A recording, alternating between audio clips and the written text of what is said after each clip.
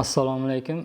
Bugungi darsimiz yangi kelgan shogirdlarga qanday chizishni, qanday ishlashni o'rgatish jarayonini aytib o'tamiz.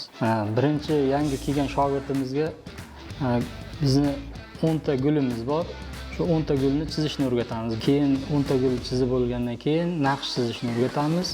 Naqsh chizish, gullarni chizish vaqti 1 yil, 1,5 yil vaqt ketadi chizishga. Bundan keyin unga asta-asta sekinlik bilan o'yishni o'rgatamiz. Keyin yasalishni o'rgatamiz. Asta-asta 1 yil, 1,5 yil, 2 yilda o'zi o'rganib bo'ladi asosan asosiy ishlarini. Noloy gulni birinchi matematika daftari olib kelinadi. Noloy gulni chizishni o'rgatamiz unga daftarga. Noloy gulimiz birinchisi mana shu. Buni chizib xuddi biz chizgandek o'xshatib olsa, keyin birinchi gulni chizib beramiz. Birinchi gulni ham faqat tashqi tomonini chizadi birinchi, keyin ichidagisini chizishni o'rgatamiz. Buni gulni o'xshatib chizgandan keyin ikkinchi gulga o'tkazamiz. Birinchi gulni bo'lib, ikkinchi gulimiz mana bu gul. Mana shu gulni chizishni o'rgatamiz.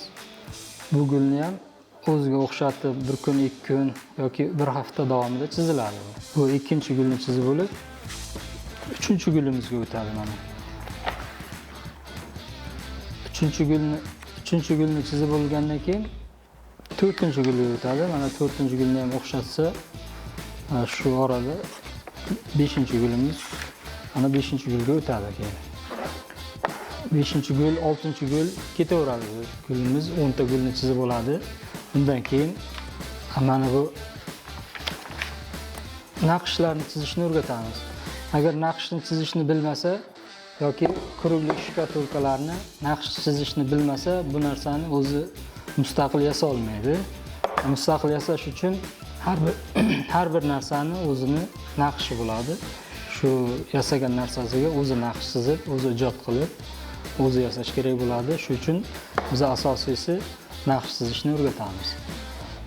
Shkatulka yasash uchun bir shogird, bir kishi bo'lsa, misol 3 kun, 4 kun mana shu narsani o'yib tayyorlaydi. Naqshni bilsa, shu narsalarni bemalol o'zi yasa oladi. Misol uchun mana shu narsani bitta shogird yasash uchun o'zi boshdan tayyorlasa 3 kun vaqt ketadi. Buni naqshini o'yadi, zagotovkasini qiladi.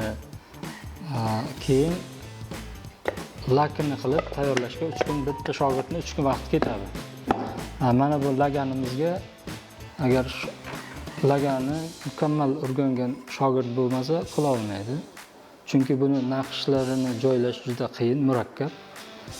Bu quruqlik, buni qandaydir o'zini chizilish yo'nalishi bor. Shu uchun buni sal qiyinroq naqshini joylash. Bizdan asosan talab qiladigan narsa bu sabr bo'ladi.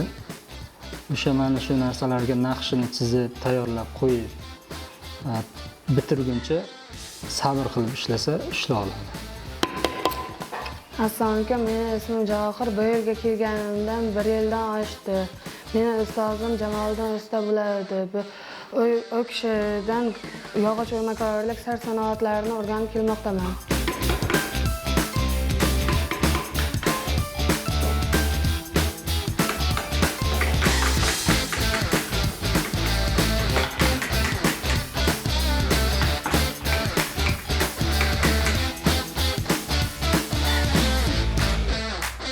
Bugungi darsimiz shundan iborat edi. Shu bilan darsimizni yakunlaymiz.